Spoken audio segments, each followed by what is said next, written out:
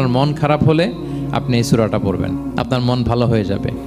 এটাকে দি anti depressant সূরা বলে, মানে ডিপ্রেশন কাটায় ফেলে। আমাদের এরকম অনেক সময় হয় না যে হতাশ, দেয়ালে পিঠ ঠেকে গেছে, কোনো বের হওয়ার রাস্তা নাই, কই যাব, কোথাও সফলতা নাই, সবাই আমাকে ভুল বুঝতেছে, এরকম মাঝে মাঝে হয় না আমাদের? আমাদের সবার লাইফে আপস অ্যান্ড ডাউনস আছে। আপনি যখন ভারাক্রান্ত হবেন, কষ্টে থাকবেন, এই সূরাটা পড়বেন, দেখবেন যে আপনার ডিপ্রেশন দূর হয়ে গেছে। তো আল্লাহর হাবিব সাল্লাল্লাহু আলাইহি ওয়াসাল্লাম যখন এরকম ভারাক্রান্ত ছিলেন, চিন্তিত ছিলেন, তখন আল্লাহর হাবিব সাল্লাল্লাহু আলাইহি সাল্লামকে চিন্তামুক্ত করবার জন্য আল্লাহ তাআলা এই চমৎকার সূরাটি নাজিল করেছেন। আল্লাহ নাজিল করলেন, আউযু বিল্লাহি মিনাশ শাইতানির রাজিম, বিসমিল্লাহির রহমানির রহিম, ওয়াদ-দুহা ওয়াল-লাইলি ইযা সাজা মা ওয়াদ্দাআকা রাব্বুকা ওয়া মা ক্বালা ওয়ালাল আখিরাতু খায়রুল লাকা মিনাল উলা ওয়ালা সাওফা ইউতিকা রাব্বুকা ফাতারদা।